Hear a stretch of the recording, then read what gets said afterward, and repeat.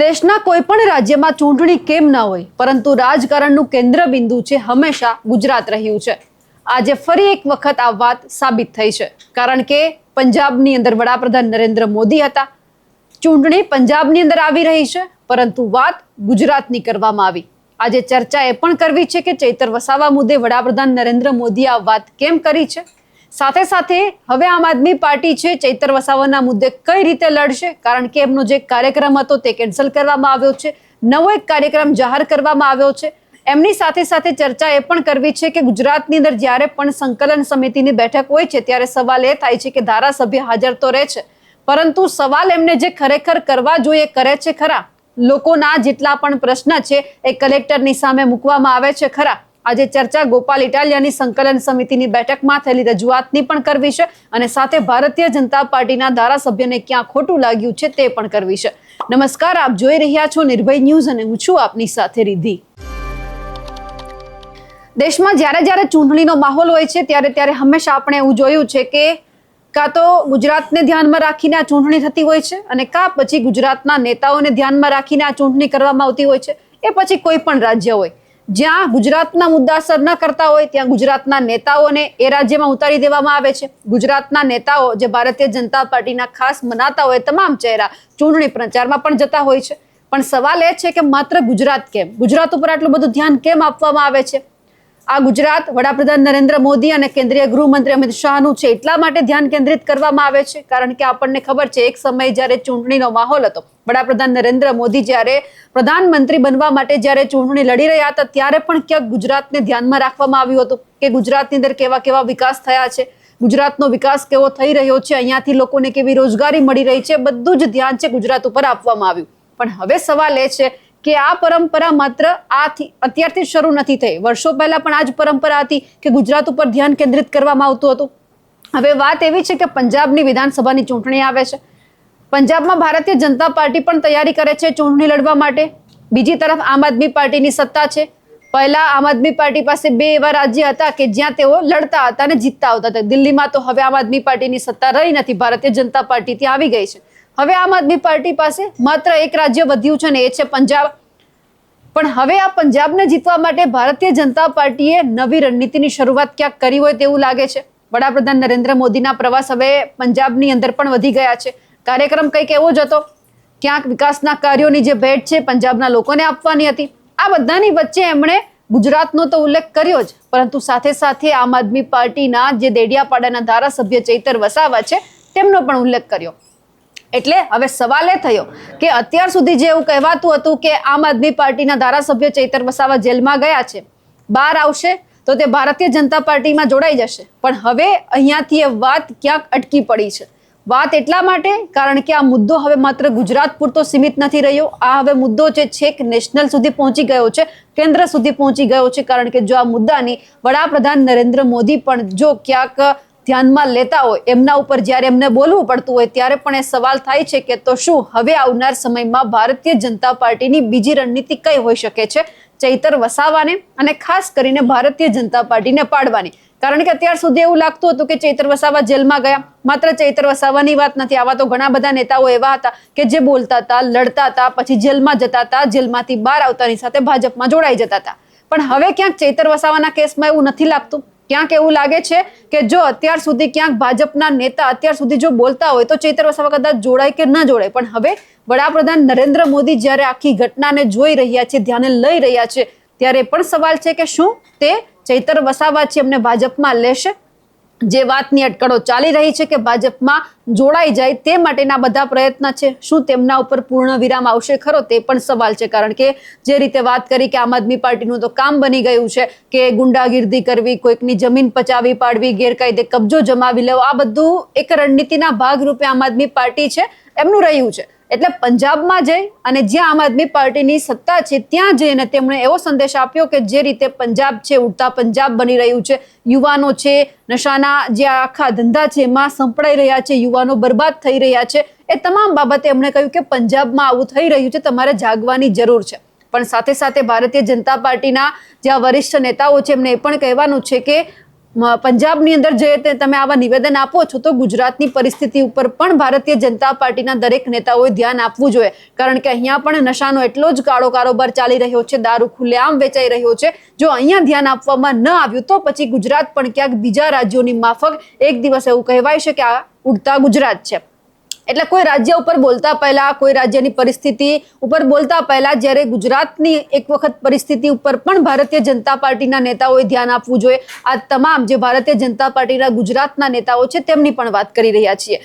પણ હવે આમ આદમી પાર્ટી અત્યારે પોતાની રીતે લડી તો રહી છે, પરંતુ હવે ક્યાંક આમ આદમી પાર્ટીના એ તમામ નેતાઓને ટાર્ગેટ કરવામાં આવી રહ્યા છે કે જે લડે છે, બોલે છે અને જેમની સામે કેસ થાય છે, માત્ર એમના ઉપર ધ્યાન આપવામાં આવી રહ્યું છે. કારણ કે વડાપ્રધાન નરેન્દ્ર મોદી જ્યારે બોલે છે ત્યારે સમજી વિચારીને બોલે છે કે એમને કઈ જગ્યા પર શું બોલવું જોઈએ અને કોને ટાર્ગેટ કરવા જોઈએ. ચૈતર વસાવાનું નામ લીધા વગર ટાર્ગેટ કરવામાં આવ્યા એટલે સ્વાભાવિક છે કે આમ આદમી પાર્ટીએ પણ હવે સતર્ક થઈ જવાની જરૂર છે. બીજી તરફ દિલ્હીના અને ઘણા બધા આમ આદમી પાર્ટીના જેટલા પણ નેતાઓ એવા છે કે જે જેલના ધક્કા ખાઈ આવ્યા છે, જે જેલમાંથી બહાર છે, અંદર છે, એ તમામ નેતાઓના નામ લીધા વગર એમના ઉપર પ્રહાર કર્યા છે. એટલે હવે અહીંયા આમ આદમી પાર્ટીએ ચોક્કસથી એ જોવાનું છે કે હવે એમની રણનીતિ શું હોઈ શકે છે. આ બધાની વચ્ચે જ્યારે ભારતીય જનતા પાર્ટીએ તૈયારી શરૂ કરી દીધી છે, એ સાથે સાથે હવે જ્યારે ગુજરાત ઉપર પણ ક્યાંક ધ્યાન આપવામાં આવી રહ્યું છે, કારણ કે આપણે જોયું છે કે સ્થાનિક સ્વરાજ્યની ચૂંટણીની અંદર જે ભારતીય જનતા પાર્ટીને આદિવાસી વિસ્તારમાં જે બહુ મોટો ફટકો પડ્યો છે એમનું માત્ર કારણ ચૈતર વસાવા છે.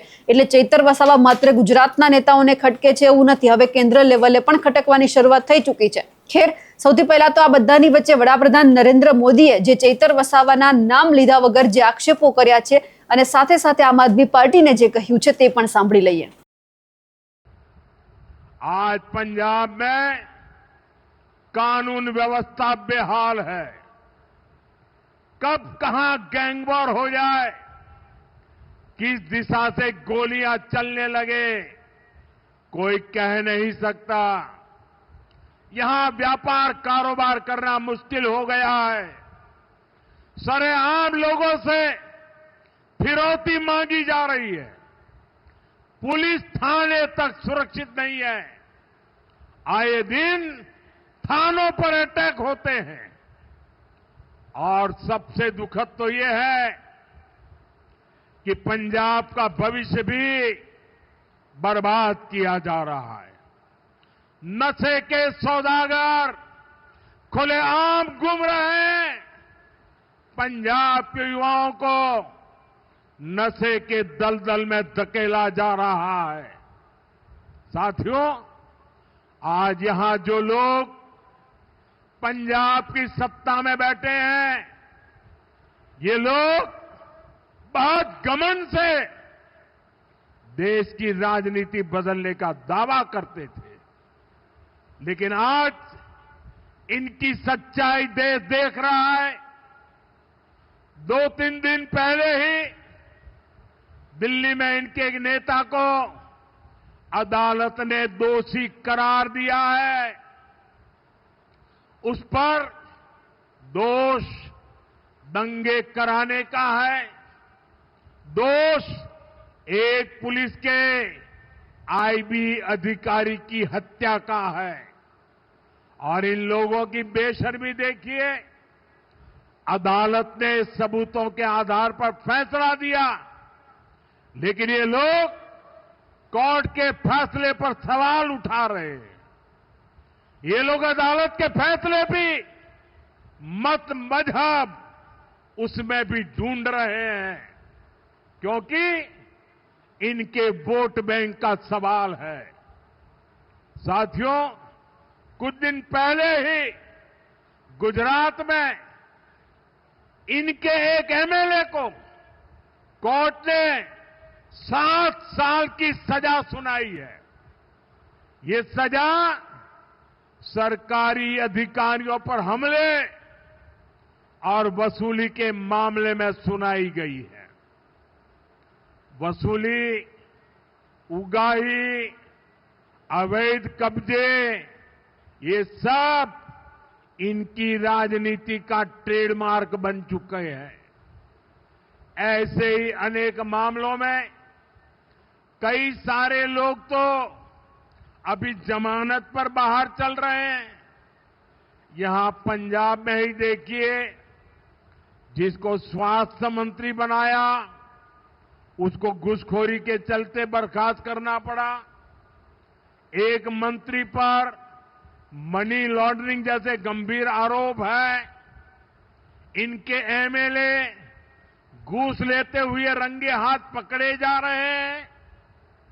ऐसे गिनते जाएंगे तो इनकी सरकार और इनकी पार्टी में कम ही लोग मिलेंगे जिन पर कोई दाग न हो। साथियों, जनता की सेवा का काम साफ नियत से होता है, ईमानदारी की भावना से होता है। लेकिन आज जो पार्टी पंजाब में सरकार में है, उसकी ना नियत साफ है और ना ही वो ईमानदार है। उसकी पहचान ही कट्टर बेईमान पार्टी की है। साथियों, केंद्र सरकार अपनी तरफ હવે જ્યારે વડાપ્રધાન નરેન્દ્ર મોદી દ્વારા ક્યાંક આમ આદમી પાર્ટીને ટાર્ગેટ કરવામાં આવી રહી છે, કારણ કે જે રીતે ગુજરાતમાં લોકપ્રિયતા વધી રહી છે એમને ક્યાંક થોડા અંશે ઓછી કરવા માટે આ એક પ્રયત્ન હોઈ શકે છે ભારતીય જનતા પાર્ટીનો। કારણ કે ભારતીય જનતા પાર્ટીના ગુજરાતના જે સ્થાનિક નેતા છે એમણે તો ખૂબ મહેનત કરી લીધી કે આમ આદમી પાર્ટીની ખાસ કરીને આદિવાસી વિસ્તારમાં અને ચૈતર વસાવાની જે લોકપ્રિયતા વધી રહી છે એમને ઘટાડવાના ઘણા બધા પ્રયત્ન થયા, પરંતુ થયું નહીં। એટલે હવે ક્યાંક એવું લાગી રહ્યું છે કે આખી કમાન છે હવે કેન્દ્ર લેવલેથી સંભાળવામાં આવશે। જે રીતે આ નિવેદન આપવામાં આવ્યું એ ઉપરથી એવું લાગી રહ્યું છે। પણ હવે આમ આદમી પાર્ટી પણ ક્યાંક લડી લેવાના મૂડમાં છે, કારણ કે જે 21 તારીખનો કાર્યક્રમ હતો રાજપીપળાની અંદર કે ત્યાં આદિવાસી વિસ્તારના લોકો ભેગા થવાના હતા, સહી ઝુંબેશ ચલાવવાના હતા, પરંતુ હવે કાર્યક્રમ બદલીને લગભગ 24 તારીખનો કરવામાં આવ્યો છે। કારણ કે આજે જે આમ આદમી પાર્ટીના પ્રદેશ પ્રમુખ છે ઈસુદાન ગઢવી, તેમની એક પ્રેસ કોન્ફરન્સ હતી, તેમણે એક માહિતી આપી કે 24 તારીખે હવે અંબાજીથી લઈને ઉમરગામ સુધી જે આદિવાસી વિસ્તારના લોકો છે તે પણ ભેગા થવાના છે। હવે સવાલ એ થઈ રહ્યો છે કે આમ આદમી પાર્ટી તો લડે છે, આદિવાસી સમાજ પણ લડે છે, પણ આ વખતે જે કાર્યક્રમ રાખવામાં આવ્યો છે એમાં સમાજના લોકો આવશે ખરા? આમની પહેલા જે વર્ષા વસાવા, જે ચૈતર વસાવાના ધર્મપત્ની છે, એમણે હુંકાર કર્યો હતો કે આપણે સામાજિક જન સમર્થન સભા છે એમનું આયોજન કરવું છે, તમે બધા આવજો। આવ્યા પણ ખરા। મધ્યપ્રદેશ હોય, મહારાષ્ટ્ર હોય, રાજસ્થાન હોય, ગુજરાત હોય, અલગ અલગ બોર્ડર ઉપરથી જે આદિવાસી સમાજના લોકો હતા તે બધા જ લોકો ભેગા થયા, સમર્થન આપ્યું। ત્યારે પણ એવું લાગ્યું હતું કે ના, ચૈતર વસાવાની લોકપ્રિયતા છે ખરી, કારણ કે એ જે રીતે મુદ્દા ઉઠાવે છે સમાજના લોકોને ગમે છે। પણ હવે આ વખતે આમ આદમી પાર્ટીએ કાર્યક્રમ જાહેર કર્યો છે કે 24 તારીખે આપણે બધા જ ભેગા થઈએ અને હવે આપણે સરકારને બતાવી દઈએ કે અમારામાં કેટલી તાકાત છે, આપણે કઈ રીતે ચૈતર વસાવાને બચાવવાના છે। કાર્યક્રમ છે કે અલગ અલગ જગ્યા પરથી સહી ઝુંબેશ ચલાવવામાં આવે, આવેદનપત્ર આપવામાં આવે અને એ પણ રાષ્ટ્રપતિને સંબોધીને। એટલે જેટલા પણ આવેદનપત્ર ભેગા થશે એ ક્યાંક આમ આદમી પાર્ટીના નેતા અને ખાસ કરીને જે આદિવાસી વિસ્તારના લોકો છે એવી આશા રાખીને બેઠા છે કે આખી વાત જે દ્રૌપદી મુર્મુ રાષ્ટ્રપતિ છે તેમના સુધી પહોંચે તો પછી આમાં કંઈક નિવારણ આવે। પણ આમ આદમી પાર્ટી લડે તો છે, પરંતુ હવે આમ આદમી પાર્ટીએ પણ જોવાનું છે કે આ એમની લડાઈ માત્ર હવે ગુજરાતના નેતાઓ પૂરતી નથી, હવે આ લડાઈ ક્યાંક કેન્દ્ર લેવલે પહોંચી ગઈ છે। એટલે હવે એ પણ ધ્યાનમાં રાખીને એમને જોવું પડશે, કારણ કે કેન્દ્ર લેવલના જે મોટા નેતાઓ છે એ સામાન્ય બાબતે નથી બોલતા, પરંતુ જ્યારે હવે આવી મોટી બાબત સામે આવે છે ત્યારે ચોક્કસથી બોલે છે। અને હવે આમ આદમી પાર્ટીએ પણ જોવાનું છે કે જો વિધાનસભા 2027ની એમને ચૂંટણી જીતવી હોય તો પછી એમને છે બધા જ મુદ્દા ધ્યાનમાં લેવા પડશે। જો ચૈતર વસાવા 2027 પહેલા જો બહાર ન આવ્યા તો પછી એમના માટે વિધાનસભાનું ને ખાસ કરીને જે આદિવાસી વિસ્તારમાં જીતવું એમના માટે કઠિન સાબિત થઈ જશે, કારણ કે જે લડે છે ભલે જેલમાં રહી અને પછી એમના જે કાર્યકર્તાઓ એમના ઉપર ભરોસો મૂકે છે, લોકો ભરોસો મૂકે છે અને જીતવું એ બહુ સહેલું છે સ્થાનિક સ્વરાજ્યની ચૂંટણી, પણ વિધાનસભા અલગ અલગ તાલુકાના લોકોને ભેગા કરવાના, લોકોના મુદ્દાને સાંભળવાના, એ કઈ રીતે આમ આદમી પાર્ટી કરે છે એ પણ જોવાનું છે। કારણ કે સ્થાનિક સ્વરાજ્યની ચૂંટણીમાં ચૈતર વસાવા જેલમાં હતા, એમના આગલા સમયમાં અને ચૈતર વસાવાને જામીન મળ્યા હતા, તે પોતાના વિસ્તારમાં નહોતા જઈ શકતા, અલગ અલગ વિસ્તારમાં ફરીને પણ તેમણે મહેનત કરી। ત્યાં આમ આદમી પાર્ટીના બીજા કોઈ જ મોટા નેતાઓ નહોતા, માત્ર ચૈતર વસાવા એમનું જે નાનું સંગઠન છે એ જ લડતું હતું। એટલે જે એ બધા લોકોએ ભેગા થઈ લડ્યા અને પછી છેલ્લા 2-3 દિવસોની અંદર એમને દેડિયાપાડામાં જવાની પરમિશન મળી, એટલે એમની જે પરિસ્થિતિ હતી એમાં થોડોક વધારો થયો, એટલે કે લોકોને એવું લાગ્યું કે ના, અમારા વચ્ચે અમારા નેતા આવ્યા છે. પણ જો હવે લડવું હશે તો પહેલા તો ભરોસો કાયમ કરાવવો પડશે કે જો આવનાર સમયમાં કોઈ આવી માથાકૂટ થઈ ફરીવાર ચૈતર વસાવાને જેલમાં જવું પડ્યું તો પછી કઈ રીતે લડવાનું. વિધાનસભાના સત્ર ચાલુ થાય છે અને જો વિધાનસભાના સત્રની અંદર ધારાસભ્ય હાજર ન હોય તો પછી વિસ્તારના પ્રશ્ન છે કઈ રીતે ઉઠાવવાના, ઉઠાવશે કોણ, બોલશે કોણ? હા, સમાજની વચ્ચે ઊભા રહી જે સત્તા પક્ષ છે એમને ટાર્ગેટ કરવો એ સહેલું છે, પરંતુ જ્યાં પ્રશ્ન ઉઠાવવાના છે એ જે જગ્યા ઉપર જો તમારા ધારાસભ્ય ન હોય તો પછી કંઈ કામનું નથી. એટલે હવે ક્યાંક એ પણ થઈ રહ્યું છે કે જો ચૈતર વસાવાને ક્યાંક હજુ સુધી જો જામીન આપવામાં નહીં આવે અને આમ નામ જે 2026 પૂરું થઈ જશે, 2027ની ચૂંટણી નજીકમાં આવી જશે, તો પછી જે વિકાસના કામ માટે જે ચૈતર વસાવા અવાજ ઉઠાવતા હતા એ કઈ રીતે કરાવશે. એટલે ભારતીય જનતા પાર્ટીના નેતાઓ પાસે એ પણ સમય છે કે અલગ અલગ વિસ્તારોમાં ફરે, લોકોને સમજાવે કે તમારા કયા કામ નથી થયા, તમે એક કામ કહો એટલે અમે તમને કામ કરીને દઈએ. અને જો આવું કહેવા જવું પડતું હોય તો પણ પછી ભાજપના નેતાઓએ થોડી શરમ રાખવી જોઈએ કે તમારી સત્તા છે તેમ છતાં તમારે લોકોને કહેવું પડે કે એક વખત રજૂઆત કરજો, તમે ફરો, અલગ અલગ વિસ્તારમાં જાઓ અને ત્યાં જઈને લોકોના કામ કરો. લોકો તમારી પાસે હવે પહેલા કામ થઈ જવા જોઈએ, જેથી કરીને જે પરિસ્થિતિ આદિવાસી વિસ્તારમાં અત્યારે આપણને દેખાય છે કે આમ આદમી પાર્ટીએ પોતાનો કબજો કરી લીધો છે, એવું 2027માં ન પણ થાય. આ બધી બાબતે જ્યારે આજે ઈસુદાન ગઢવીએ પ્રેસ કોન્ફરન્સ કરી કે હવે ચૈતર વસાવાના મુદ્દે હવે લડવાનું છે, અંબાજીથી લઈ ઉમરગામ સુધી આપણે લોકોએ ભેગા થવાનું છે અને સરકારને બતાવવાની છે કે આપણામાં કેટલી તાકાત છે, એ પણ સાંભળી લઈએ. કે 2-5 લોકો તમને તમારા સંતાનો માટે તમારા પરિવાર માટે લડવા માટે ગુજરાતમાં મળ્યા છે, એને તમે ગુમાવતા નહીં. અમારા ઉપર અત્યાચાર થશે અમે ડરીશું નહીં, અમને જેલમાં નાખશે અમે ડરીશું નહીં, અમારા ઉપર હુમલા કરશે અમે ડરીશું નહીં, અમારા ઉપર ગોળીઓ ચલાવશે અમે ચૈતર વસાવા, ગોપાલ ઇટાલિયા કે ઈસુદાન ગઢવી ડરશે નહીં. પણ હાથ જોડીને વિનંતી કરું છું કે તમે અમને સાથ તો આપો. આજે ભાજપે એટલી મોટી આઈટી સેલ બનાવી છે, રોજ અમને ગાળો ભાંડવાનું કામ કરે છે. અમારો ગુનો શું છે ભાઈ? અમે પોલિટિક્સમાં, રાજનીતિમાં જે કરોડોના કૌભાંડો થાય છે, પેપર લીકો થાય છે, ખેડૂતોને લૂંટવામાં આવે છે, એને બંધ કરવા માટે અમે રાજનીતિમાં આવ્યા છીએ. એ અમારો ગુનો છે. આજે આદિવાસી સમાજની જળ જંગલ જમીન મુદ્દે ચૈતર વસાવા અવાજ ઉઠાવે એનો ગુનો છે. તો ગુજરાતની જનતાને વિનંતી કરું છું તમે અમને સાથ આપો અને અમે ખોટા હોઈએ તો અમને પણ કહો તમે.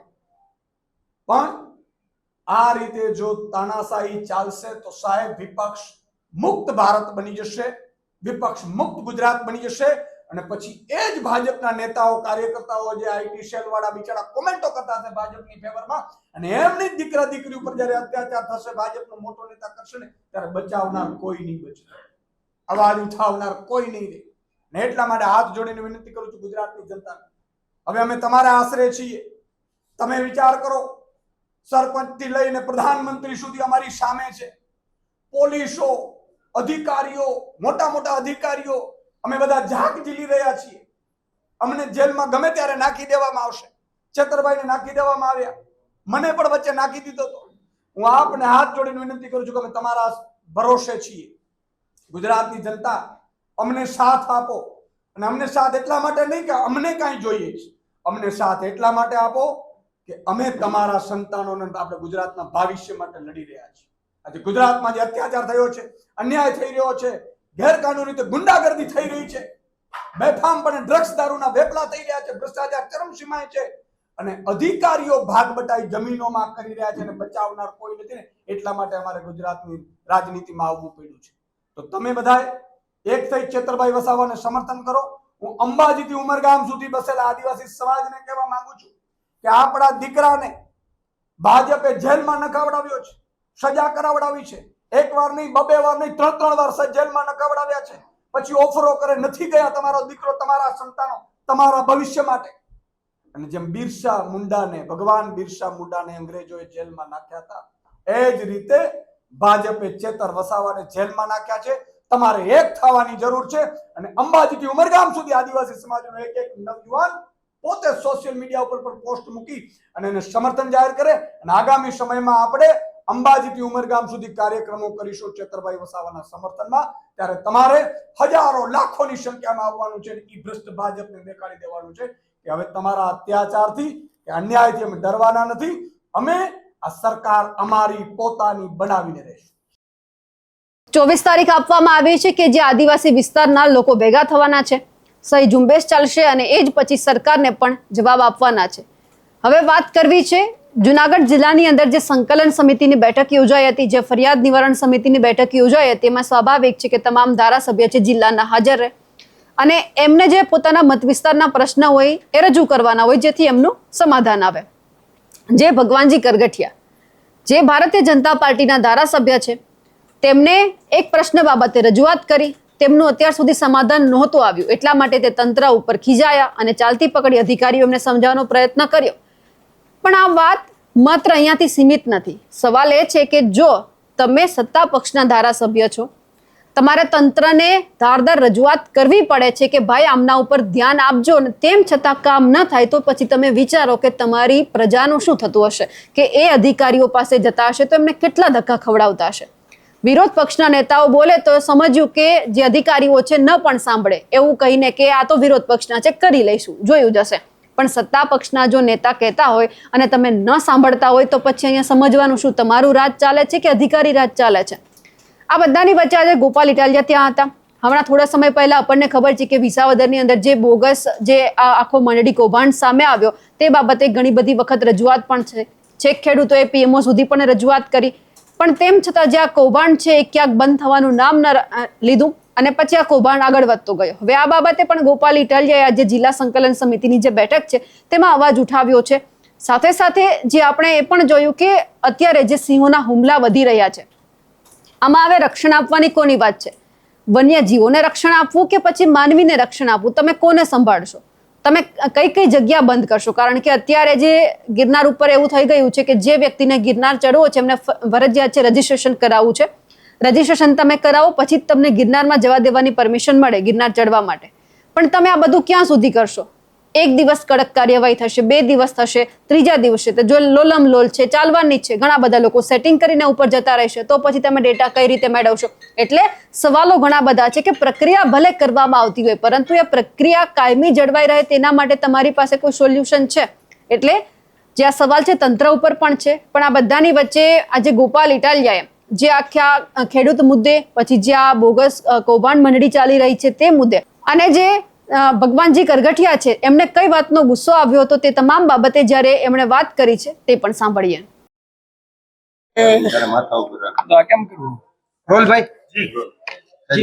આજે જુનાગઢ જિલ્લાના કલેક્ટર સાહેબની અધ્યક્ષતામાં જિલ્લા ફરિયાદ કમિટીની બેઠક હતી. આ સિવાય જિલ્લા પોલીસ સલાહકાર સમિતિ અને જિલ્લા પુરવઠા સમિતિ, આવી બધી અલગ અલગ સમિતિઓની બેઠક હતી. અમારા મત વિસ્તારના અલગ અલગ મુદ્દા ઉપર, જેમ કે કાછિયા નેસથી સાસણના રોડ ઉપર આજે ઊંડાણપૂર્વક ચર્ચા થઈ છે. અમારા વિસાવદર, જુનાગઢ અને ભેસાણ તાલુકાના ખેડૂતોને કેસીસી ધિરાણનું જે વ્યાજનું રિબેટ મળવું જોઈએ એ રિબેટ નથી મળ્યું, એના ઉપર પણ ચર્ચા થઈ છે. જેમાં axis bank, bank of Baroda, union bank, SBI અને જેડીસી, આટલી બેંકોએ કયા વર્ષનું રિબેટ ચૂક્યું છે, કયા વર્ષનું શા માટે બાકી છે, એની ઉપર ચર્ચા થઈ છે. આ સિવાય અમારા વિસાવદર, ભેસાણ, જુનાગઢમાં સમયસર સસ્તા અનાજની દુકાનોમાં અનાજ પહોંચે એ બાબતે ગઈ મીટિંગથી જ મારી રજૂઆત છે. કેમ કે અનાજ બહુ મોડું પહોંચે છે. 25 તારીખે, 27 તારીખે અનાજનો જથ્થો દુકાનદાર પાસે પહોંચે તો ગરીબના પેટ સુધી અનાજ ક્યારે પહોંચે? તો 2 મહિનાથી મારી આ લડત છે કે સમયસર અનાજ પહોંચવું જોઈએ. અને આજે મને આ કમિટીમાં અહેવાલ આપ્યો કે ગયા મહિને, એટલે કે આ જુલાઈ મહિનાનું અનાજ 15 તારીખ સુધીમાં પહોંચી ગયું છે ઓલમોસ્ટ બધી દુકાનોમાં, જે સારી બાબત કહેવાય. આ સિવાય અમારા વિસાવદર, ભેસાણ મત વિસ્તારની અંદર નાના મોટા રોડના પ્રશ્નો બાબતની રજૂઆત થઈ છે. હસનાપુર ગામને મહેસૂલી ગામ તરીકે ગ્રામ પંચાયતનો દરજ્જો આપવાની સરકારે જે મંજૂરી આપી છે એના ઉપર ચર્ચા થઈ છે. અનામત જંગલ જમીનની નોંધ જે 14 ગામડાઓમાં લાગી છે એને પણ સરકારની મંજૂરી મળી છે, તો ઝડપથી એની દરખાસ્ત થાય એ વિષય ઉપર ચર્ચા થઈ છે. પાણીની ટાંકી તોડવાનો મુદ્દો અમારો જે વર્ષોથી હાલતો આવે છે, જોકે સારી વાત એ છે કે 4-5 ટાંકીઓને તોડી છે, એટલે હવે આપણે એમ કહી શકીએ કે બોણી થઈ ગઈ છે. 1 વર્ષથી જે લડાઈ હતી એમાં હવે મોટી મોણપરીની ટાંકી બાકી રહી છે, એ પણ તૂટે એવી રજૂઆત છે. અને ખાસ એક અમારો મુદ્દો છે કે ભારતને વિશ્વગુરુ બનાવવાની વાત આ ભાજપ વાળા કરે છે. ભારત વિશ્વગુરુ બનશે પછી અમેરિકા વાળા પ્રશ્ન પૂછશે કે પૂર્વ કેબિનેટ મંત્રી કનુભાઈના ગામમાં ગ્રામ પંચાયત નથી બની, કેમ? તો વિશ્વગુરુ બની અને ગ્રામ પંચાયત ન બને તો આપણે અમેરિકા કે ઓસ્ટ્રેલિયા જેવા દેશોની સામે કેટલા ભૂંડા લાગીએ. તો મેં આજે ધ્યાન દોર્યું છે કે વિશ્વગુરુની સાથે સાથે એક નાનકડી એવી 2 રૂમની ગ્રામ પંચાયત પણ બને તો વિશ્વગુરુ તરીકે આપણું આમ માન જળવાય રહે. મંત્રીના ગામમાં ગ્રામ પંચાયત નથી અને બનાવવા છે વિશ્વગુરુ, કેવી રીતે બનશે? મોણિયામાં ગ્રામ પંચાયત નથી, લીમદ્રામાં નથી, શેમરાળામાં 2 વર્ષથી બને છે, પૂરી નથી થઈ, ઢોળવામાં ગ્રામ પંચાયત ચાલુ થઈ અને હજુ પાયા ખોદ્યા હતા, ખબર પડી કે અહીંયા નહોતા ખોદવાના. એવી રીતે ગોરવિયાળીમાં ગ્રામ પંચાયત નથી, ભાટગામમાં ગ્રામ પંચાયતનું કામ વર્ષોથી અધૂરું છે. એમ અલગ અલગ ગામોમાં ગ્રામ પંચાયતના બિલ્ડિંગ નથી. અને વિશ્વગુરુ આપણે બની જશું તો દુનિયાના દેશો આપણી ઉપર હસશે કે પેલા ગ્રામ પંચાયત બનાવો કાકા. એટલે મેં આજે રજૂઆત કરી છે કે વિશ્વગુરુની સાથે સાથે ગ્રામ પંચાયત પણ બને તો સોનામાં સુગંધ પડે. મંડળીઓનો શું મુદ્દો હતો ગોપાલભાઈ? મિટિંગમાં વિરોધ દર્શાવ્યો તો શું મામલો હતો? આજે મારી બાજુમાં જ બેઠા હતા ભગવાનજીભાઈ, આપણે માંગરોળના ધારાસભ્ય, એમનો કઈક પ્રશ્ન હતો અને 2 વખતથી એ પ્રશ્નની રજૂઆત કરે છે. પછી છેલ્લે એ આક્રોશમાં આવી ગયા અને મિટિંગમાંથી ઊભા થઈ ગયા અને એમણે એવું કીધું કે ભાઈ હવે આ મિટિંગમાં પ્રશ્નનું નિરાકરણ ન આવવાનું હોય તો મારે આ મિટિંગનો બહિષ્કાર કરું છું અને તમે આ મિટિંગો બંધ કરજો, આ ટાઈમ પાસ છે. હવે એમનો મુદ્દો શું છે મને બહુ ડિટેલ ખબર નથી, પણ ઊભા થયા. પછી અધિકારીઓએ વિનંતી કરીને, અમે ધારાસભ્ય તરીકે પણ એ અમારા સિનિયર છે ઉંમરમાં, અનુભવમાં, એટલે અમે વિનંતી કરી કે ઠંડા થઈ જાઓ, થોડુંક શાંત મગજથી આપણે વાત કરીએ અને એમને બેસાડ્યા અને પછી એમના મુદ્દા પર. પણ એમણે એક વખત તો બહિષ્કાર કરીને ઊભા થઈને આમ કાગળ લઈને હાલતા થઈ ગયા કે ભાઈ અહીંયા નિરાકરણ જ નથી આવવાનું તો શેની મિટિંગ કરો? જોકે અંદર કાને તો અમારો આ જ વાંધો છે.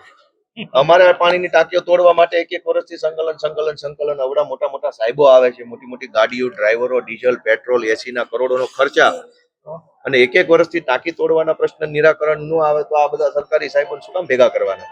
એટલે એમનો આક્રોશ વ્યાજબી છે. બધા ધારાસભ્યો આક્રોશ વ્યક્ત કર્યો છે.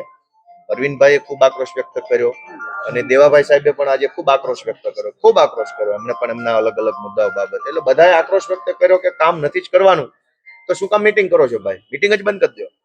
મીટિંગ થાય તો કામને આશા રહે છે, મીટિંગ નથી થવાની, કામે નથી થવાનું, તો વાત પૂરી. જિલ્લાનું બહુ દુર્ભાગ્ય કહેવાય કે 2019, 20, 21, 22, 23 ના વર્ષમાં જથ્થાબંધ મંડળીઓ, ઓર્ગેનાઇઝ ક્રાઇમ કહેવાય, આમ તો કહેવાય, સંગઠિત ષડયંત્ર કરી અને ભાજપના જ માણસોએ જથ્થાબંધ નકલી મંડળીઓ ખોલી નાખી. હજારો ખેડૂતોની જાણ વગર, માહિતી વગર, ખોટી સહીઓ કરીને, જે જિંદગીમાં ભણેલા નથી એની અંગ્રેજી કરશુમાં સહીઓ કરી અને આવી રીતે ખોટી સહીઓ કરી, ખોટા રેકોર્ડ ઉભા કરી અને મંડળીઓ બનાવી અને ખેડૂતોને લૂંટવાનો ધંધો જુનાગઢ જિલ્લામાં કર્યો છે. ખેડૂતો એનાથી બહુ નારાજ છે. જુનાગઢના બધા તાલુકાઓમાં, મારી પાસે બધા તાલુકાઓની ડિટેલ આવી છે, જેમાં વંથલી, કેશોદ, માણાવદર, માંગરોળ, ભેસાણ, વિસાવદર, જુનાગઢ, બધા તાલુકામાં આવી ખોટી મંડળીઓ ખોલી અને ખોટા બોગસ મતદારો ઉભા કરી એપીએમસીની ચૂંટણીમાં, જુનાગઢ જિલ્લા સહકારી બેંક અને સંઘની ચૂંટણીમાં આ મતદારોનો ઉપયોગ કરી અને લોકશાહીનું ખૂન કરવાનું કામ ભાજપના નેતાઓએ કર્યું છે, જેની સામે ખેડૂતો લડાઈ લડી રહ્યા છે. અમારો પણ ખેડૂતોને સપોર્ટ છે. લેજો. ગિરનારમાં બાળકને સિંહ ઉઠાવી ગયો છે, શું મામલો છે? શું એનું નિરાકરણ હોય તમારા મતે? અમે જ્યારે પ્રાથમિક શાળામાં ભણતા તો ગંડુ રાજાનો પાઠ ભણવામાં આવતો. અંધેરી નગરી ને ગંડુ રાજા. એ ગંડુ રાજા એટલા માટે હતા કે એક કડિયાની ભૂલથી દિવાલ પડી ગઈ, એક છોકરો દબાઈને મરી ગયો, એટલે ગંડુ રાજાએ નક્કી એવું કર્યું કે કોકને તો શૂળીએ ચડાવવો પડશે. હવે શૂળીએ ચડાવવા માટે જાડા માણસની જરૂર પડી. હવે ઓલો કડિયો બચારો મજૂર માણસ પાતળો હતો, એટલે ગંડુ રાજાએ કીધું જે હોય જાડો લાઈન શૂળીએ ચડાવી દો એટલે ન્યાય થઈ ગયો ગણાય. હવે જુનાગઢના જંગલમાં સિંહો વારે ઘડીએ માનવ ઉપર અત્યારે એટેક કરે છે. આ પ્રશ્ન કઈ ગિરનારના પગથિયા પૂરતો નથી. રાજુલામાં આ પ્રશ્ન છે, ભાવનગરમાં પ્રશ્ન છે, જુનાગઢ જિલ્લામાં, ગીર સોમનાથ બધે પ્રશ્ન છે. પણ અંધેરી નગરીના ગંડુ રાજાની મીટિંગ ગાંધીનગરમાં મળી અને ગંડુ રાજાએ નક્કી કર્યું કે હવે જે ગિરનારના પગથિયા ચડે અને ઉતરે એનું રજીસ્ટ્રેશન કરશું એટલે સિંહ નહીં ખાઈ જાય. એવું કોઈ તો ગંડુ રાજાને પૂછો કે અમે રજીસ્ટ્રેશન કરીને પગથિયા ચડીએ, એમાં સિંહને શું લેવા દેવા? સિંહ તો જેને ખાવાનો છે ખાઈ જશે. તો સિંહ માનવ ઉપર એટેક કરે છે, એનું લાંબા ગાળાનું કોઈ સોલ્યુશન લાવવાના બદલે હવે યાત્રાળુઓને હેરાન કરવાનો રસ્તો ખોલ્યો કે જે ગિરનારના દાતારના પગથિયા ચડશે અને સહી ને નામ ને બાપાનું નામ, ક્યાં જન્મો ને ક્યાં લગ્ન કર્યા, બધી ડિટેલ લેશે. હવે ચડી જા, હું ડિટેલ લખાઈને પગથિયા ચડીશ તો સિંહ નહીં ખાય. ડિટેલ લખાયા વગર જો હું ગિરનાર ઉપર ચડ્યો તો સિંહ મને ખાઈ જશે. કોઈ તો સમજાવવાને કે કઈ દુનિયામાં જીવો છો. આજે સિંહની વસ્તી વધી. આજે માનો કે સરકારના ચોપડે 1500 સિંહ છે. જે દિવસે 4000 થઈ જશે ત્યારે શું આપણે ઘરે જવાનું રજીસ્ટ્રેશન કરાવવાનું? આ વન વિસ્તારના જે ગામો છે, સાસણગીરની આસપાસના ગામો, એટલે ઘરેથી બહાર નીકળો તો ડેલે રજીસ્ટ્રેશન કરાવવાનું. ઘરની બહાર જાઉં છું, અંદર આવો તો આવું હોય. આજે 1500 સિંહ છે અને તકલીફ ઊભી થઈ છે. સિંહના બિહેવિયરમાં ચેન્જ આવ્યો છે, માણસ ઉપર એટેક કરતો થયો છે. તો એનું સોલ્યુશન શું? તો સિંહના મનોવિજ્ઞાનનો અભ્યાસ કરો, એના બિહેવિયરનો અભ્યાસ કરો કે કેમ સિંહને આવું કેમ થઈ ગયું અચાનક. બીજું કે 1500 માંથી 2500 સિંહ જે દિવસે થઈ જશે તે દિવસે એને જગ્યા કેટલી જોઈશે? એટલી જગ્યા ગુજરાતમાં છે કે નહીં? નહીં હોય તો રસ્તો શું? સિંહનું હવે જે જન્મદર ઘટાડી દેવો કે જન્મદર કુદરતી રીતે હાલવા દેવો, એની ઉપર કોઈ ચર્ચા કરવાના બદલે દુર્ભાગ્યપૂર્ણ ઘટના બની પગથિયા ઉપર કે એક સિંહ એક બાળકને ખેંચી ગયો. હવે બધાનું રજીસ્ટ્રેશન કરાવીને પગથિયા ઉપર જામ, સિંહ ખાઈ જાય કોની જવાબદારી? રજીસ્ટ્રેશન કરનાર ક્લાર્કની, કોન્ટ્રાક્ટરની, વન વિભાગના સાહેબોની, કોની? એટલે આ અંધેરી નગરી ગંડુ રાજા છે. કઈ પણ ઘટના બને એટલે ગંડુ રાજાની કમિટી મળે અને જાડો માણસ ગોતીને ફાંસીએ ચડાવી દો, ન્યાય થઈ ગયો. આ જ હાલે છે.